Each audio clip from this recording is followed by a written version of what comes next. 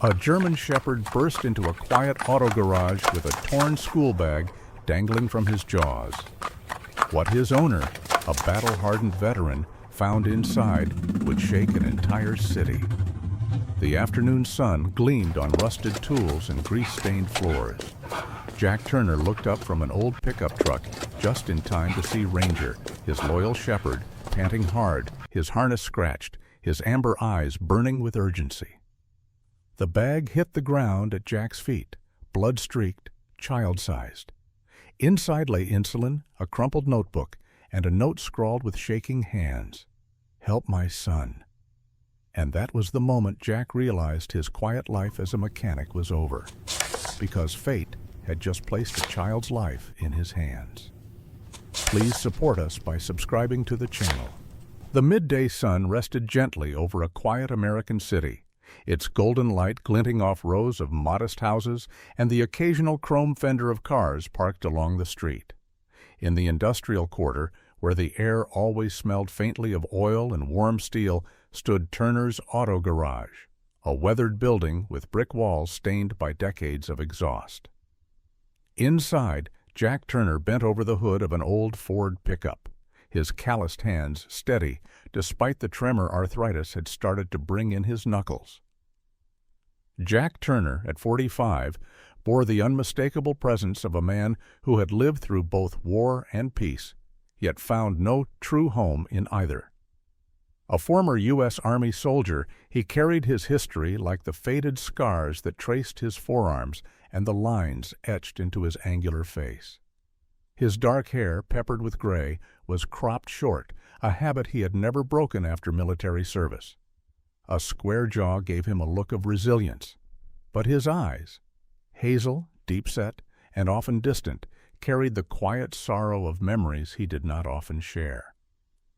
Since leaving the Army, Jack had traded the battlefield for the hum of engines, opening a garage where his strength and discipline could be bent toward repair instead of destruction.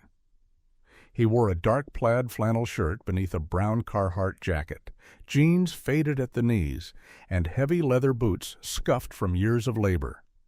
He looked like a man who belonged more to the tools in his hand than to the city he lived in. That afternoon, the garage door stood wide open, letting in the warmth and the muffled sounds of the neighborhood. Then came the sound of claws against asphalt, fast, desperate. Ranger, Jack's German Shepherd, burst into view. The dog was 4 years old, a powerful male, with a thick coat of black and tan fur that glistened even in grease-stained light. Muscular and well-kept, Ranger moved with the discipline of his training, yet his amber eyes now shone with urgency. The leather harness strapped around his chest was scratched from countless outings, and a brass plate gleamed with his name. Today, though, there was something different. Clutched in his jaws was a torn school bag, ragged and smeared with blood along the fabric edges. Jack straightened instantly, wiping sweat and grease from his brow.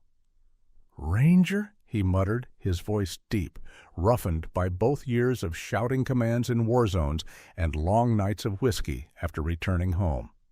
He saw the dog panting hard, nostrils flaring, tail stiff with agitation. Ranger dropped the bag at Jack's boots, whining in a tone that was halfway between command and plea. Jack crouched, his bones protesting as he knelt and carefully unzipped the blood-streaked school bag. Inside lay objects that did not belong in the oil-stained floor of an auto shop. A half-empty vial of insulin, the label still crisp from a pharmacy. A bent notebook, pages covered with the sprawling handwriting of a child. And tucked between the books was a single sheet of paper, wrinkled, smeared, but legible. The words were jagged, hurried. "Help my son." Jack felt his chest tighten. Memories rose unbidden, the field hospitals in dusty outposts overseas, the sound of children crying in languages he never learned but understood all too well. He drew a slow breath, the weight of responsibility pressing against his ribs. Whoever wrote this note was desperate, maybe dying. His gaze flicked back to Ranger, who stood tall, ears forward, watching him as though waiting for orders. Jack picked up the notebook, its cover decorated with fading comic book stickers. On the first page, written in pencil with uneven strokes, was the name: Ethan Miller, Grade 4. Jack's heart lurched. Ethan Miller. He didn't know the name, but the scrawls and doodles, the superheroes and math problems, were the kind any 9-year-old might make. Somewhere nearby, a boy was in danger, and Jack had stumbled onto his cry for help, carried faithfully by a dog. He rose slowly, cradling the insulin in one hand, his mind racing. Diabetes. Type 1, maybe. He remembered the medics explaining it once, the way a child could spiral fast without insulin. The thought of a boy fighting for breath while his father bled somewhere was enough to make Jack's hands tighten into fists. He forced his focus back to Ranger, who pawed once at the ground, then looked toward the open street, his body vibrating with urgency. "Show me," Jack said simply. His voice, steady but low, echoed the cadence of orders once barked across war zones. Ranger barked sharply in response, turned, and bounded toward the street, then stopped, looking back at Jack with burning amber eyes. Jack snatched his jacket from the workbench, slid the insulin and notebook into the inner pocket, and strode after the dog. His boots struck the pavement with the same rhythm as they once had when marching into unknown danger. He thought fleetingly of his garage, the truck half repaired, the life of routine and oil stains he had built for himself. But in that moment, none of it mattered. The city around him was bright, the sky clear, the day peaceful. But within that peace, a boy's life hung by a thread. Ranger led him past the familiar blocks, deeper into the neighborhood, where the clang of construction faded into quieter residential streets. Jack's thoughts churned. If Ethan was hurt, if his father was injured, what could have happened? A robbery? A mugging? He had seen violence twist good men into desperate ones. And now here he was again, called into it not by the army, not by duty to flag or nation, but by the eyes of a dog and the pleading scrawl of a stranger's note. As they moved, Jack felt the stirrings of something he had not allowed himself in years: purpose. He had been preparing to lock up early, maybe sit alone with a drink while the city drifted toward dusk. But instead, this afternoon had carried a message onto his floor, wrapped in blood, desperation, and a schoolboy's belongings. He was not retired from life yet, not useless. And if fate had chosen him, Jack Turner, to answer this plea, then so be it. By the time Ranger slowed at the edge of an alley, Jack's breath had steadied into that old, familiar rhythm. Calm under pressure, his soldier's instincts rising from the dust of years. He tightened his jaw, his eyes narrowing as he clutched the insulin vial in his pocket like a compass. Whatever waited down that path, Jack knew one thing. He and Ranger were no longer just mechanic and dog. They were the only line between a boy's life and the silence of a plea unanswered. Jack Turner had lived years among the clang of wrenches and the scent of oil, but as he stood in the mouth of the alley clutching the torn school bag, his heartbeat carried the steady thrum of a battlefield long past. The eyes of Ranger, his loyal German shepherd, burned with insistence, a wordless command that Jack's instincts translated easily: move now. He exhaled slowly, the discipline of a soldier taking over. Before stepping deeper into uncertainty, he returned briefly into the garage, pulled out a battered olive-green medical kit he had kept from his army days, the Red Cross still faintly painted on its cover. It was old, its hinges squeaked, but inside were supplies Jack had maintained with care: bandages, antiseptic, morphine vials that had expired years ago but reminded him of who he once was. He threw in fresh gauze, gloves, and water bottles, then slung the kit across his broad shoulder. His boots echoed against the concrete as he locked the garage door, a small act of finality. He was no longer the mechanic this afternoon. He was a soldier once more. Ranger trotted at his side, his tail stiff, ears flicking at every sound. The dog was tense but not afraid. Jack trusted his canine companion's instincts as he once trusted men in his unit, without question. The streets were still warm with sunlight, families moving about unaware of the urgency now pressing on Jack's shoulders.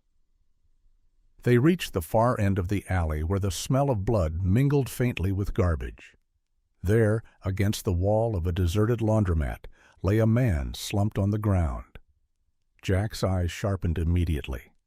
The man was middle-aged, perhaps late 30s, with sandy blonde hair matted with sweat and dirt. His build suggested he was once sturdy, the type of man who labored with his hands, but now his face was ashen, lips pale. He wore a denim jacket, torn at the shoulder, soaked with dark red, where blood had seeped through. His right leg twisted unnaturally, the jeans shredded. His breathing was shallow, ragged. "Sir," Jack crouched beside him, voice steady. His hazel eyes scanned quickly for signs of life. "Stay with me. My name's Jack Turner. What happened here?" The man's eyelids fluttered, revealing blue eyes clouded with pain. They took him." His voice cracked, every word costing him air. "My boy, Ethan, 9 years old. They grabbed us near the corner store. Said they just wanted my wallet. Then they saw his bag, his insulin." He coughed, blood speckling his lips. Jack's jaw tightened. He unbuckled the man's jacket, examined the wound. A deep stab, not instantly fatal, but dangerous if left untreated. "What's your name?" Jack asked, pulling gauze from his kit. "Daniel Miller," he whispered.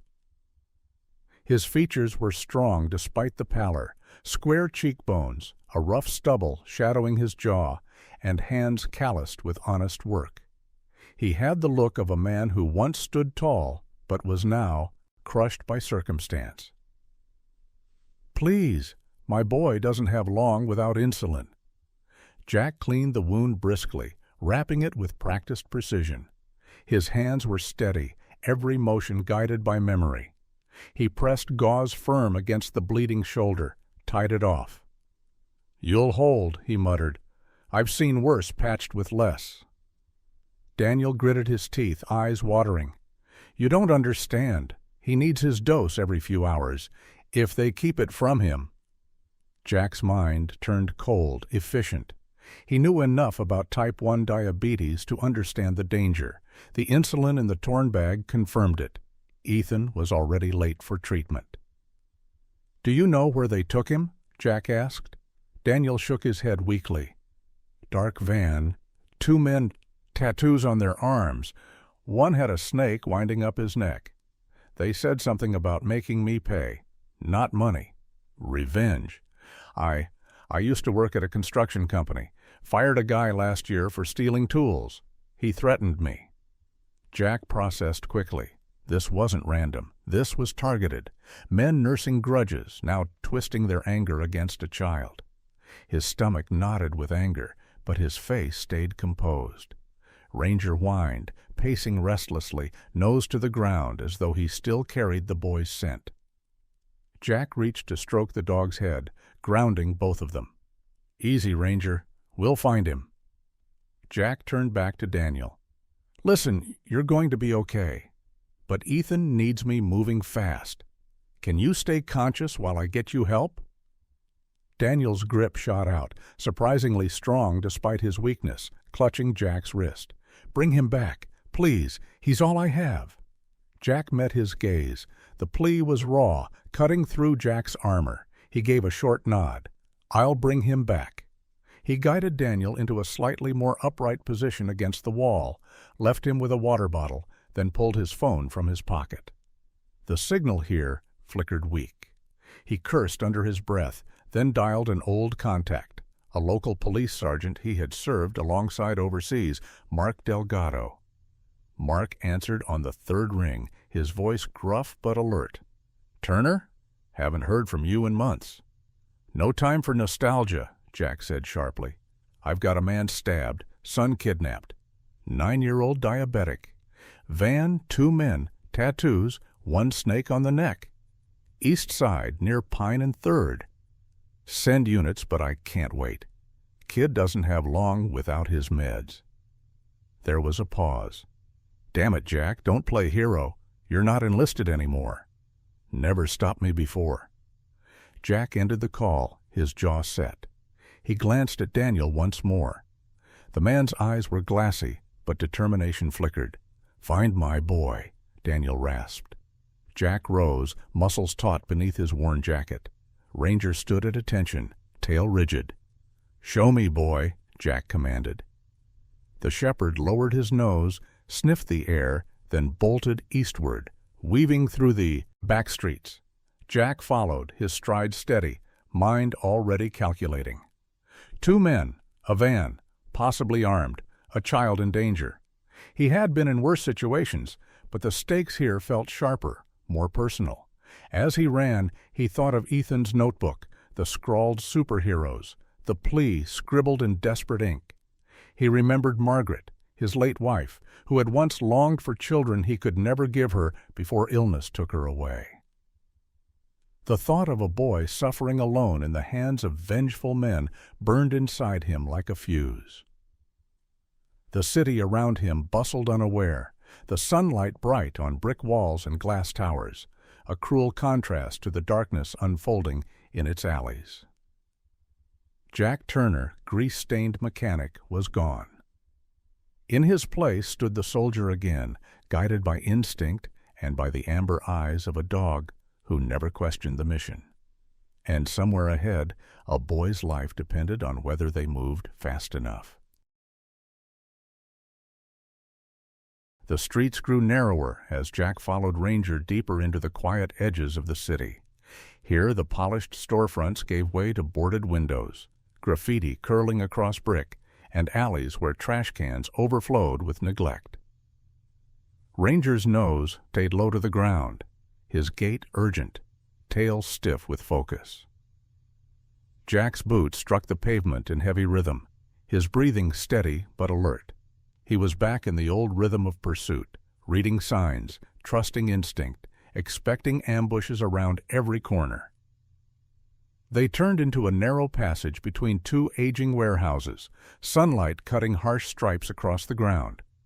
Ranger froze, ears pricked, then darted forward toward a collapsed shape against the red brick wall. Jack hurried after him and found a man slumped there, barely conscious. The man was middle-aged, perhaps early 40s, with graying hair tangled and plastered to his forehead by sweat. His skin was pale, waxen, and his shirt clung damply to his body, stained by blood spreading from his side. His jeans were torn at the knee, dirt ground into the fabric. His hands trembled faintly as he tried to lift them. There was strength in his frame, broad shoulders, a body used to labor, but weakness had hollowed him. His jaw was stubbled, the lines around his eyes deepened by years of strain. Jack crouched quickly, medical kit at his side. "Sir, can you hear me?" he asked, pressing 2 fingers against the man's neck. A weak pulse fluttered. The man's eyes cracked open, revealing gray irises clouded with pain. His voice rasped, every word torn from him like it scraped through his lungs. "Sarah," he muttered. "The doctors, they let her die. They didn't listen. And now, my boy. Save him." His voice trailed into a hoarse cough. Then his head lolled sideways as consciousness fled. Jack's jaw tightened. The name Sarah and the anger in his broken words painted a grim picture. This man had suffered a loss at the hands of the medical system, a grief festering into bitterness. Now another child, his son, was in danger. Jack pressed hard on the wound, cleaning it with practiced speed, wrapping gauze tight. His soldier's calm overrode the mechanic's life he had built. In this moment, he was a medic again, balancing urgency against care. "Stay with me," Jack murmured, even though the man had slipped into unconsciousness.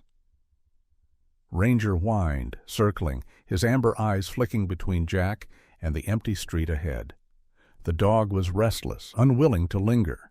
Jack pulled his phone from his jacket pocket, thumbs quick. The call to 911 was brief, clipped.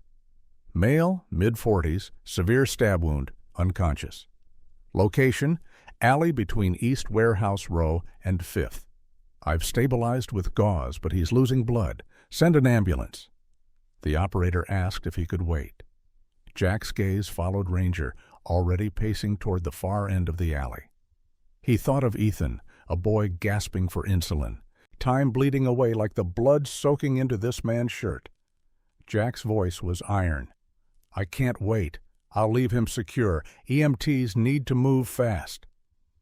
Dragging the man wasn't easy, but Jack's strength, hardened by years of service and labor, did not falter. He half-carried, half-hauled him to a battered delivery truck parked nearby, its cab unlocked. He eased the unconscious man inside, secured him against the seat with a seat belt, and propped his head back. The wound was bandaged tight, pressure holding steady. He placed a water bottle within reach, though he knew the man wouldn't wake soon, and closed the door firmly. For a moment Jack lingered, watching the pale face slack in the seat, thinking of the whisper. Sarah. Doctors let her die. The bitterness there was more than grief. It was the seed of vengeance. Jack wondered if this was connected to Ethan's abduction, or if fate had simply led him through the wreckage of yet another tragedy. But Ranger barked sharply, his voice ringing through the alley like a command. Jack slung his kit back across his shoulder, straightened, and followed. His purpose was clear. He had stabilized the father, secured his survival. Now the boy's life depended on speed. They moved again, deeper into the city's veins where life went on unaware. Children played in yards 2 blocks away, their laughter carrying faintly, a cruel echo of the boy now suffering in silence. Jack felt the old soldier's fire in his chest, his mind narrowing into clarity. He was no longer just searching. He was hunting. And with Ranger at his side, he would not stop until Ethan was safe. The city's pulse softened as Jack and Ranger left the lively streets behind. Block by block, the neighborhoods changed. Bright shop fronts faded into shuttered windows. Sidewalks cracked wider, and weeds pushed stubbornly through broken asphalt. Ranger kept his nose close to the ground, his gait quick, his breath steady. Jack followed with the precision of a man who had once tracked enemies through darker terrains, his senses sharpened, every shadow weighed. The industrial district loomed ahead, a graveyard of warehouses, steel skeletons, and forgotten factories. The air smelled of rust and damp wood, a bitter tang of chemical residue lingering in the cracks. It was the kind of place where secrets could rot for years unnoticed. Ranger halted briefly, his ears twitching. He barked once, sharp, then veered left into a narrow side road. Jack's boots followed without hesitation, though his hand brushed the inside of his jacket, where a folding knife sat ready. The further they went, the stronger the metallic tang in the air became. Jack recognized it, not rust, but blood. His jaw set. He had smelled too much of it in his life, in deserts and ruined villages, in tents filled with the moans of the dying. He forced his focus forward.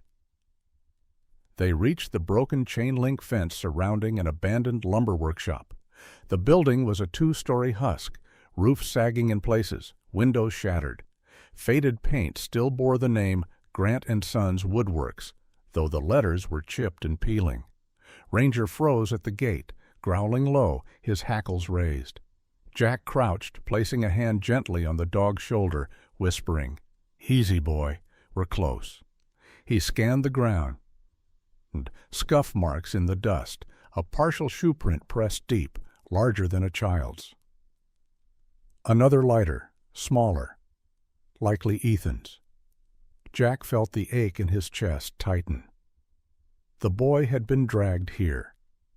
He rose, motioned Ranger to silence, and moved forward. Through a shattered window, he caught faint sound, breathing, strained and shallow, not one voice, but 2. Jack stilled, listening. A child's labored gasps, a man's low muttering. His gut clenched. Ethan was inside. He pressed himself against the wall, peering through the jagged frame. In the dim light of the workshop's interior, he saw a figure hunched over. The man was tall, lean, with messy black hair falling into his face. His arms were sleeved with tattoos, ink curling into snarls of serpents and barbed wire. His neck bore the most striking image, a snake winding upward, its fangs flared near his jawline. His skin was pale, stretched tight over the sharp cheekbones, his mouth twisted with both anger and grief.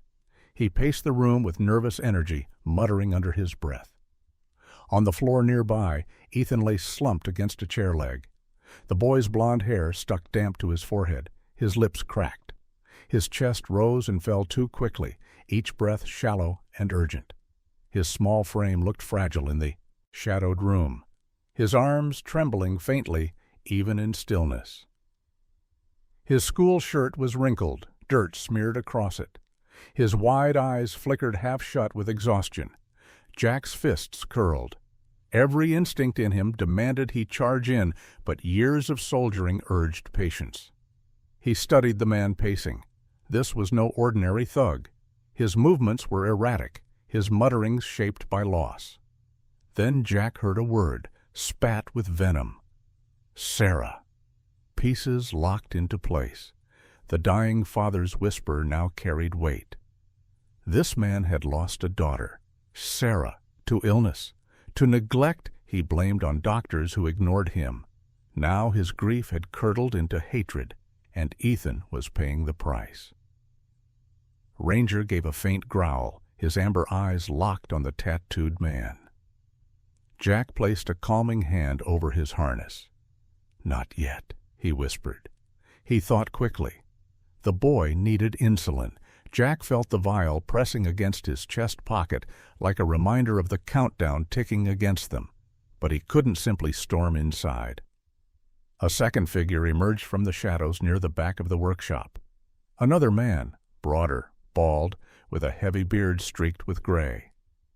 He wore a dark leather jacket, torn at the sleeve, and his knuckles bore scars from old fights. His eyes were cold, flat, his expression one of detached brutality. Unlike the first, his movements were steady, controlled. This was muscle, hired or loyal, Jack couldn't tell. He leaned casually against a wooden beam, watching the pacing man with quiet disdain. Jack noted the dynamic immediately, one broken by grief and fury, the other pragmatic, hardened. The bearded man spoke, his voice gravel. "We don't have time for your ghosts, Cross. The cops will come sniffing soon. We should dump the kid and get out." The tattooed man, Cross, snapped his head toward him, eyes blazing. "Shut your mouth. You think I don't know how this works? They let Sarah die. No one listened. No one cared. This boy, this one, he'll make them feel what I felt." His voice cracked, trembling. "They'll understand when his father begs like I begged." The bearded man grunted, unconcerned. "You're wasting energy on the wrong war." But he didn't move to stop him. Jack's mind raced.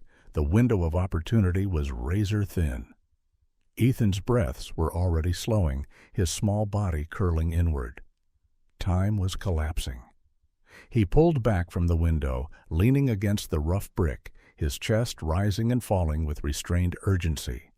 He knew he couldn't take both men head on.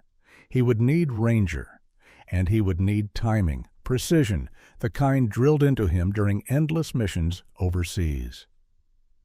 But more than that, he felt something rising from deep inside. Anger, not just at the kidnappers, but at the injustice fueling this madness. He, too, had known the cruelty of a system that dismissed suffering. His wife Margaret's cancer had been lost in paperwork until it was too late. He understood. Vengeance, but he had chosen survival. Cross had chosen destruction. Ranger nudged his hand, eyes locked, waiting. Jack gave a single nod. "We're going in," he whispered. His voice was low, but it carried the weight of a vow. Inside the derelict lumber workshop, the air was heavy with sawdust, long settled into the floorboards, and the stale scent of rusting metal tools left to rot. Shafts of late-afternoon sunlight sliced through the broken windows, casting bars of light across the room like a prison. Jack crouched low outside the doorway, his eyes scanning the dim interior. Ranger pressed close to his knee, muscles coiled beneath his black and tan coat, eyes locked on the figures inside. Ethan Miller, the 9-year-old boy whose school bag had reached Jack's garage hours before, was curled on the floor beside an overturned chair. His blond hair was matted with sweat, sticking to his pale forehead. His small hands trembled where they clutched at his stomach, and his breaths came quick and shallow, each one sounding like a dry rasp. He wore his striped blue and white shirt, now wrinkled and dirty from being dragged, and his sneakers were scuffed from kicking against the floor. His face had the waxy pallor Jack recognized from his time as a medic, a body nearing the edge of collapse. Across from him stood Cross, the man with the snake tattoo winding up his neck. The ink's green coils seemed to writhe under the dim light as his pulse beat at his temple. His lean body moved with restless energy, like a predator pacing a cage. His dark hair was unkempt, falling over sharp cheekbones, his pale hands gripping the vial of insulin like it was a weapon. His voice trembled as he spoke, equal parts fury and grief. "The doctors let Sarah die. They called it a flu, told us to wait. By the time I got her back to the hospital, she was in a coma. She was only 8. His eyes flicked toward Ethan, wild and wet. "They'll never ignore a father's cries again. They'll see what I saw." At the back of the room, a man Jack had not clearly seen before sat on a stool, idly checking the magazine of a pistol. He was in his early 50s, gaunt but wiry, with a hooked nose and narrow eyes that held no warmth. His bald scalp gleamed under the dusty light, and a faded tattoo of a skull peeked out from the collar of his shirt. He wore a brown work jacket, once belonging to some factory, and his hands were veined and bony but steady. Unlike Cross, this man's movements were unhurried. He radiated the chill of someone long accustomed to violence. Jack read him instantly. This was no grieving father. This was a career criminal, someone who saw a desperate man and decided to ride his chaos for profit. The older man spoke, his voice low, smooth as sandpaper. "Cross, you're dragging this out. We're sitting on a time bomb. Cops are already sniffing. We take the money, dump the kid, and vanish." Cross's eyes flared, his grip tightening on the insulin. "Money? You think this is about money?" His voice cracked into a ragged shout. "I begged on my knees while my daughter died in my arms. Nobody paid for that. Nobody." The bald man sneered faintly, but didn't move, sliding the pistol back into his jacket pocket. He had the air of a vulture, waiting for something to die so he could pick the remains. Jack's knuckles whitened around the edge of the doorway. The situation was more volatile than he had feared. Cross was unpredictable, but the older man was cold and patient, making him even more dangerous. He felt Ranger's body vibrating beside him, the dog's low growl almost inaudible. Jack lowered a hand to calm him, fingers brushing the worn leather of the harness. "Not yet," he whispered. Inside, Ethan shifted weakly, a faint moan escaping his lips. His eyes fluttered open just enough to see Cross towering above him, and a small sound of fear broke from his throat. Cross's expression faltered for a heartbeat. The mask of rage cracked, revealing a flash of something raw and broken. He knelt slightly, voice softer. "She looked just like you when she begged me for water." The bald man's eyes rolled. "We don't have time for your ghost stories." Jack's mind raced. He couldn't afford to wait for the police. Ethan needed that insulin immediately, and with Cross's mental state spiraling, any sudden move might push him over the edge. He had to control the tempo. He reached into his jacket, fingers brushing the vial he had taken from the school bag. It was the same type Cross held, but he needed to create a window to use it. He straightened slowly, stepping into the doorway with his palms raised, his voice calm, but carrying authority. "Cross," he called out, using the name deliberately. Both men turned, startled. Ranger stayed at his heel, a solid shadow. Jack's hazel eyes locked on Cross's wild gaze. "I know what you're feeling."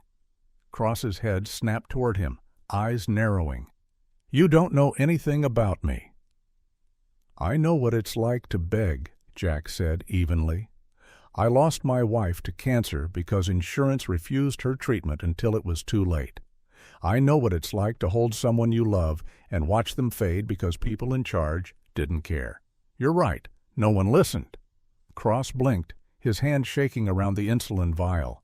His lips parted, but no words came. Jack took a slow step forward. "I'm not here to stop you. I'm here to save that boy before he dies the way Sarah did."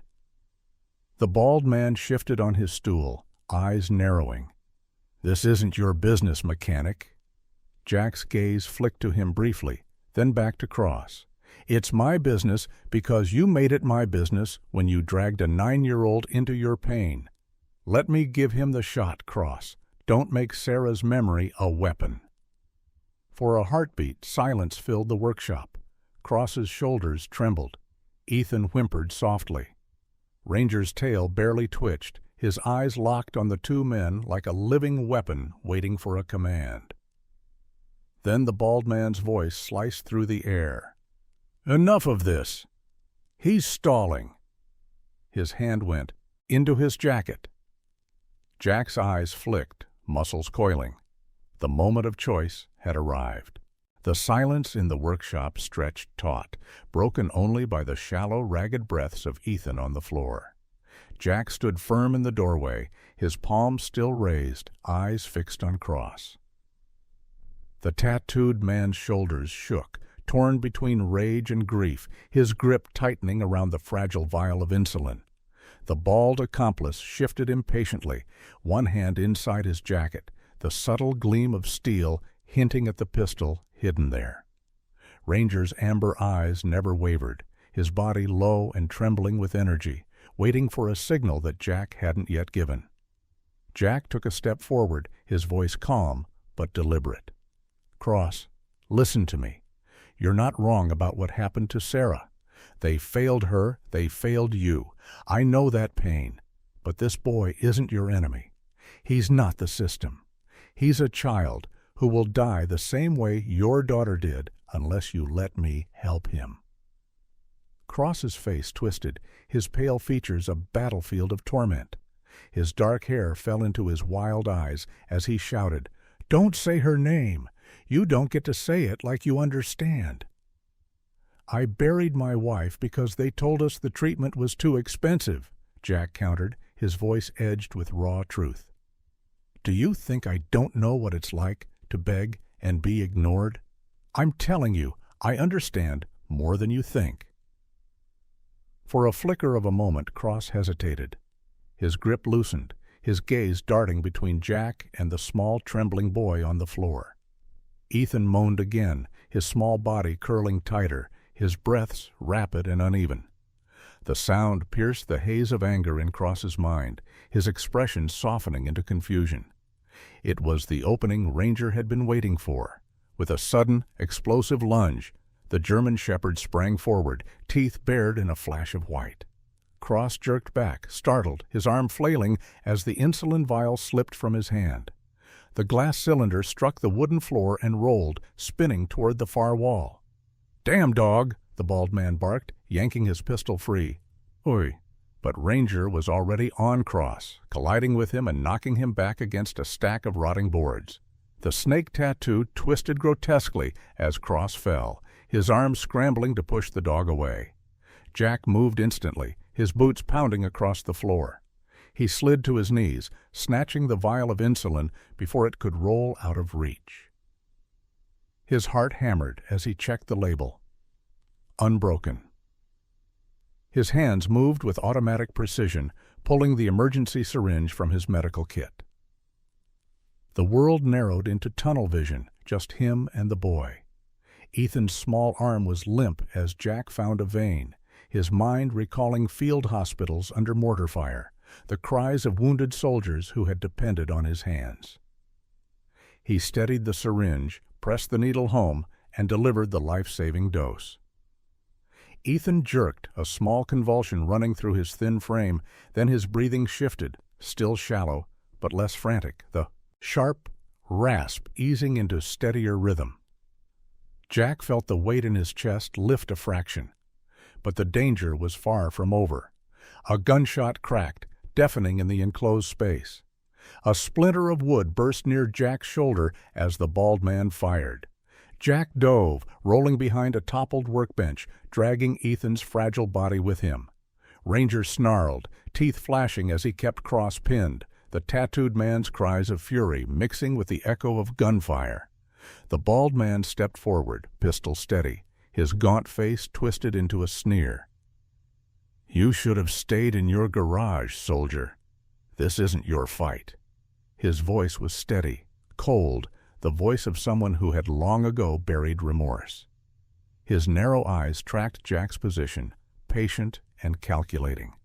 Jack's mind raced. He had no firearm, only the knife hidden in his jacket, and Ranger engaged in the fight.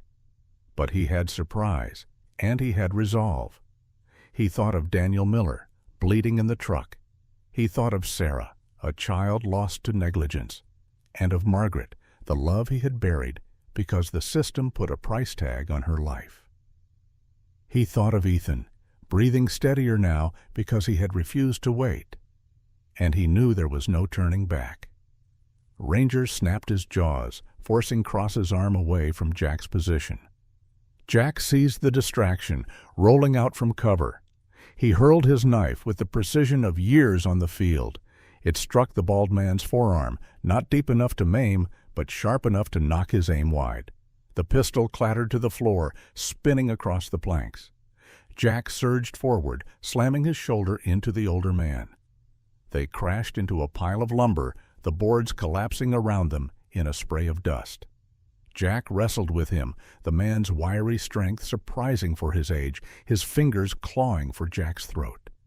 But Jack's body remembered the brutal simplicity of close combat. He drove his elbow into the man's ribs, once, twice, until the grip loosened. With a final shove, he pinned him to the ground, gasping. Ranger barked, holding Cross subdued with bared teeth at his throat. Jack staggered back to Ethan, checking his pulse. The boy's breaths were steadier, his eyelids fluttering open faintly. His lips moved, whispering something Jack barely caught. "Dad!" Jack's throat tightened. "Hold on, kid. You're safe now." He turned his gaze back to the men sprawled on the floor, the broken father and his cold-blooded accomplice. The fight wasn't finished, but for the first time since the casket of Margaret lowered into the ground, Jack felt the sharp certainty of purpose. He had promised Daniel Miller he would bring his son back, and nothing would stop him from keeping that promise. The workshop was filled with the sounds of labored breathing, splintered wood creaking under shifting weight, and Ranger's sharp barks echoing like commands in the half-light. Cross lay pinned beneath the German shepherd's powerful frame, his pale face streaked with sweat and sawdust, his eyes darting wildly between the child on the floor and Jack, who still stood braced against the fallen, wiry accomplice. The bald man wheezed under Jack's weight, his narrow eyes burning with venom, but his body pinned and defeated. Then, cutting through the tension like a blade, came the rising wail of sirens. First distant, then nearer, until the flashing strobes of red and blue began to dance faintly against the broken windows. Tires screeched against asphalt outside the gates of the lumber yard. The sound, for Jack, was not relief, but confirmation. The backup he had demanded had finally arrived. "Stay down," Jack growled at the older thug, driving his knee harder into the man's ribs. The man groaned, but didn't resist further, his wiry arms too exhausted to fight. Ranger's teeth flashed as he barked once more, keeping Cross paralyzed in fear beneath him. The workshop doors banged open, boots thundered in, the beams of flashlights slicing across the gloom.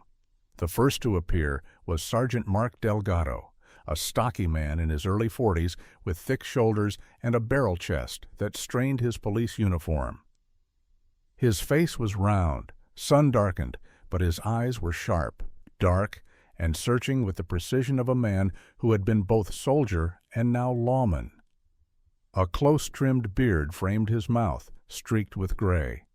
Delgado moved with confidence, his sidearm raised but steady, the kind of steadiness that came from years of combat discipline and later from dealing with city crime. "Jack," he barked, lowering his weapon only when he saw his old comrade crouched on the floor. "What the hell did you walk into?"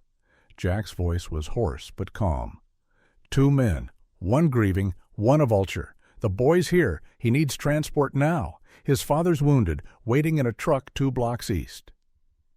Behind Delgado, EMTs pushed in with urgency. A young paramedic named Clara Hayes knelt immediately by Ethan.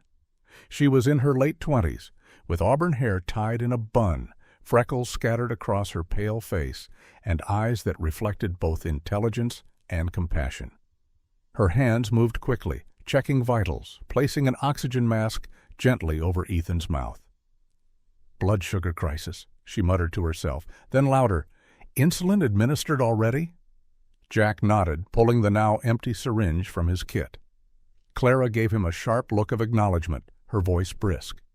"You probably saved his life." 2 other officers spread across the room.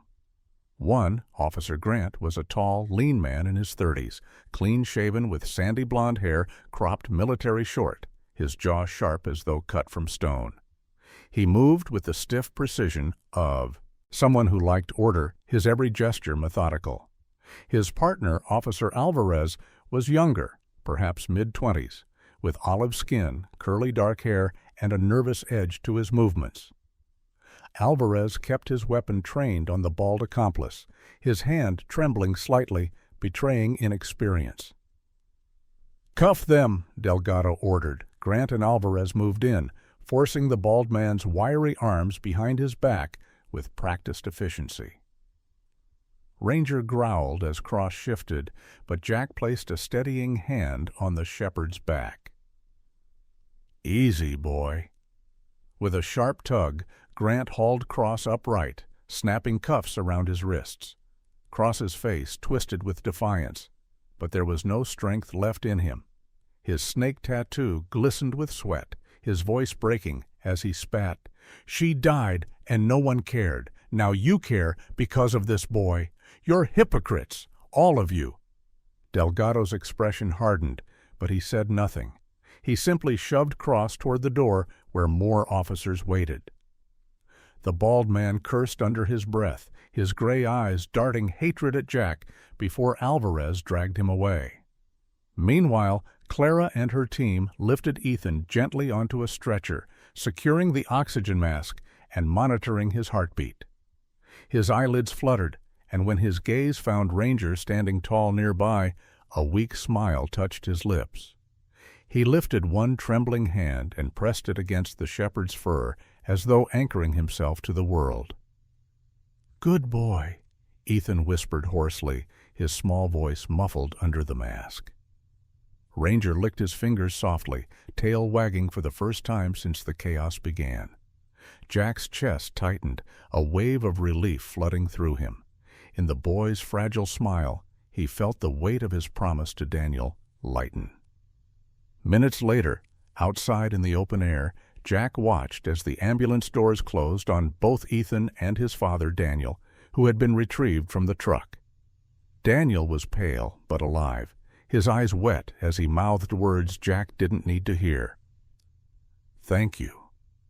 The flashing lights painted the industrial ruins in red and blue, sirens fading as the vehicles sped toward the hospital. Delgado stood beside Jack, arms crossed, his voice low. "You keep telling me you're done being a soldier, but somehow, trouble keeps finding you." Jack glanced down at his worn boots, then at Ranger, who sat proudly by his side, chest heaving but eyes alert.